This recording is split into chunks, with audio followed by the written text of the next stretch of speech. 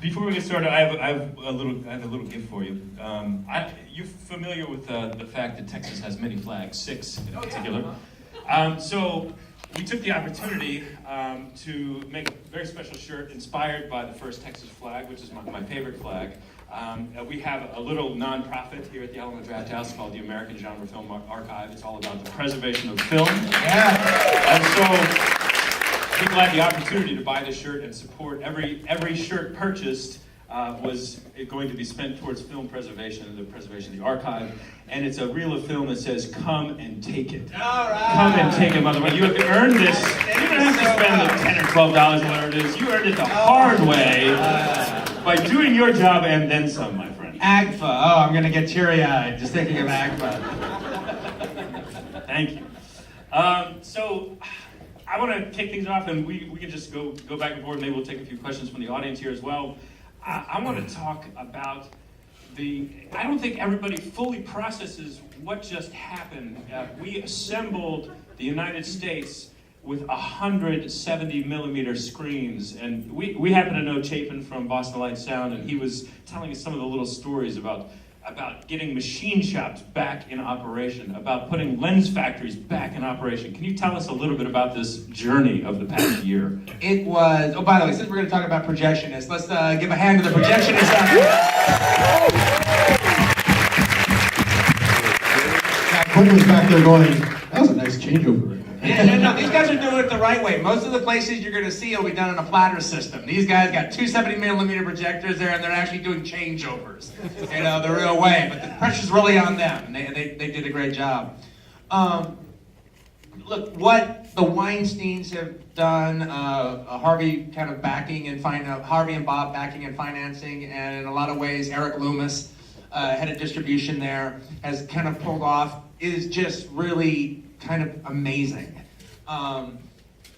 Because before us, right around the time we were talking about doing this was around the time that Christopher Nolan was doing Interstellar. Now, you don't really have people more behind Christopher Nolan than you have when it comes to Warner Brothers and when it comes to IMAX. But he still only played in 11 theaters.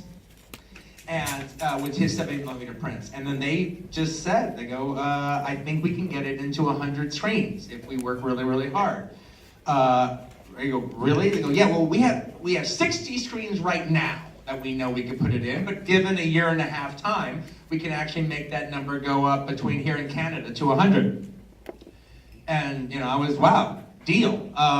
But it was a tremendous process. One of the things that they did, first thing off, is they went out and they bought every available 70 millimeter projector that was out there. So, right now it's like the Weinsteins own, unless they're sitting in a theater and you own it, the Weinsteins probably own every 70 millimeter projector out there. But it was a lot more than that, like what you were talking about. It's like some of this technology, it's old stuff. So we had to tweak it to make it work. So the reality is, it took 3 projectors to make 1 projector. Because 1 projector wouldn't just work. You would just cannibalize it like a Frankenstein monster and take the best pieces and take the best pieces of another one, and then you put them all together with 3 of those like that, and now you have 1 good one.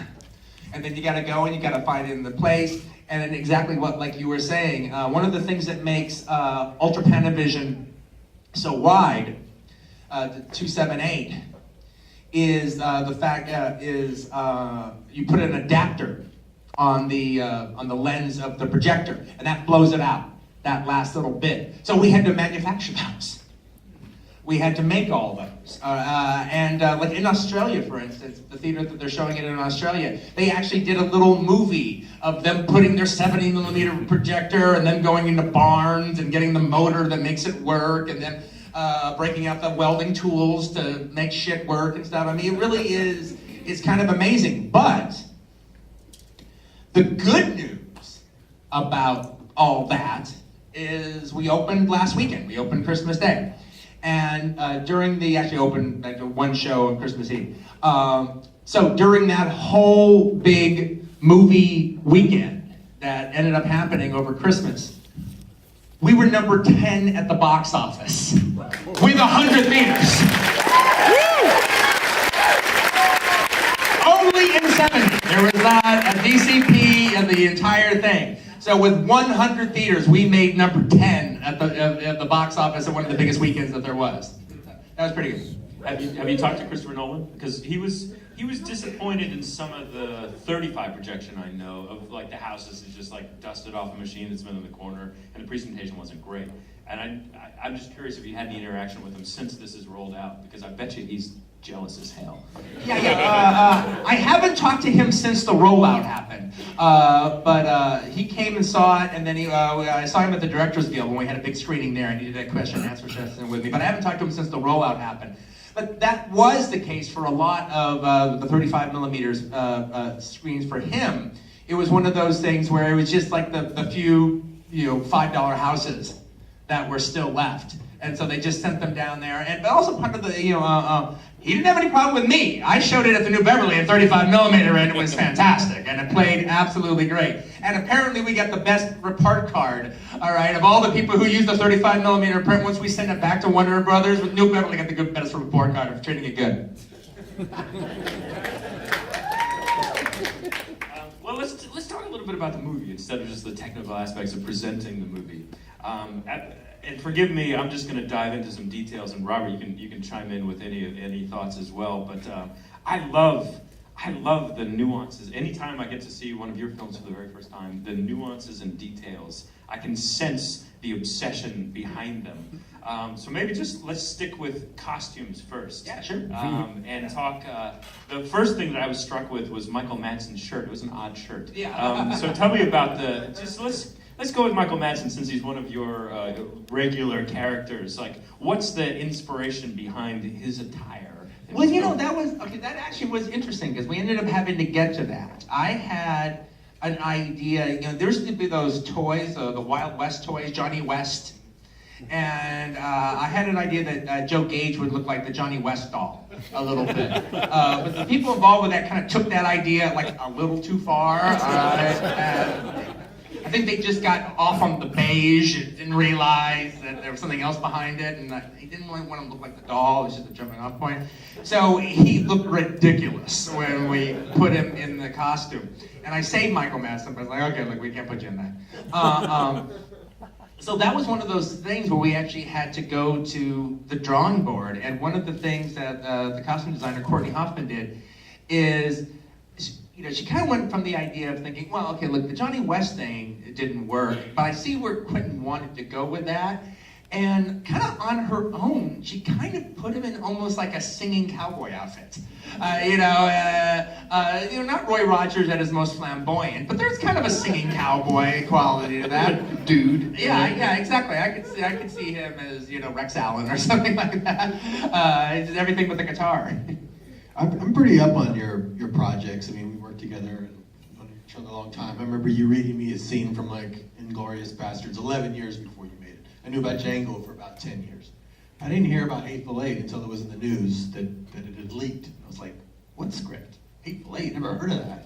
This was like one of the fastest projects you'd ever put together. I had never even heard of it. When did this come together? Was it during Django, or when you were in a Western kick, or? Yeah. No, it came out of. I never heard of it. It was really quick. It kind of came out really quick. I was not prepared to get ready to do anything yet. Actually, I was going to take a little bit of time off. And also, it was kind of weird. I had a weird situation happen in my life around the time of, at the end, after Django came out, and I was both kind of depressed and kind of angry about a couple of things, and I've never written in a time where I was both depressed and angry, and I think you can tell it in the piece. Very angry. All right? Had a few things to work out. Yeah. And so I kind of worked them out, all right, in the script. I would actually recommend, if you're depressed and angry, write a good script, all right? Write something like this. Lock the room and dare anybody to leave. But how this actually ended up starting was the fact that I know I didn't want to do a Django sequel, but I did like the idea of Django having other adventures. And a long time ago, when David Carradine was playing Kane on Kung Fu, they'd come out with these paperback novels, so the other adventures of him. And I thought, hey, that could be kind of cool if Django had other adventures that were done in paperback form. And so I thought about that idea, and then I thought to myself, I talked to a publishing house, and they sent over some story ideas. Like, I think I'd try to write the first one anyway because I know my mythology, and it basically was this. This is what it was called Django and White Hell. All right, was the name of it, and pretty much the first 2 chapters in the Stagecoach is what I was writing. So you're writing it for a novel? Yeah, I was writing it for a novel, and just a little paperback. Just one was as an exercise to do it, and then all these exercise things kind of kept coming into it. I liked the idea of doing a mystery, and I'd never done that before, so that became another exercise to work on. And what was funny was I ended up going on a kind of a trip around the world. I just had a bunch of different film festivals to go to. So I had the script with me. I'd only written the Stagecoach part. And so I went to Macau, and then I went to Korea, and then I went to Lyon, France, and then I ended up in Morelia, Mexico. And I'm working on the piece the entire time. And by the time I got to Mexico, I'm working on the piece, and then they kind of set up a place in the roof for me to write. And it was really kind of a lovely situation. That's where I came up with the whole speech, the whole blowjob speech and everything. I did that in Mexico. And came up with all that there. And so I'm writing it, and then all of a sudden, it hits me, the only thing wrong with this is Django. Django doesn't belong in this piece. Nobody should be a good guy. There should be no moral center, no even, nobody at all you can gravitate towards for moral reasons. You might gravitate towards somebody nevertheless, but that's all on you. And I wanted it to just be a room full of dislikable bad guys, basically. That you couldn't trust anything they said. They're all going to tell you stories about themselves, or you'll hear stories about them, but you can't believe a fucking thing anybody says. You're definitely one of the most functional, angry, depressive monologue of how you wrote this. Well, oddly enough, I wrote this and I felt a lot better. We share a lot of the same crew members. I remember when you were first about to make it, some of them told me, "Oh yeah, it's going to be a fast shoot. It's going to make this really kind of down and dirty. It's more like a theater type piece." When did it switch to become an epic? Was it once you kind of picked the cameras and that kind of just changed your idea of the scope of it, the scale of it? I mean, it seemed like it grew into this, masterpiece that you turned it into. I think it originally was going to be like something you just wanted to go get done. Well, it wasn't about the idea of just knocking it out quickly. We were trying to do it on maybe a lower budget than we should have tried to do it on. Not because we had to. I just thought it might be a good lean thing to do, not just luxuriate. As far as I was concerned, we were kind of down and dirty as far as this was concerned. It ended up taking a little bit longer than we wanted to because we had to wait for snow for a while. All right, basically January was just a real bad. We had snow on the ground, but we weren't getting any falling snow. Now by February we were just fine. We had all the snow we needed, and you can see it. It's right there in the movie. But but there was a little bit of time that we were probably on location about a month and a half longer than we were planning to be. At the same time, it made the movie better, frankly. So I don't really mind about it.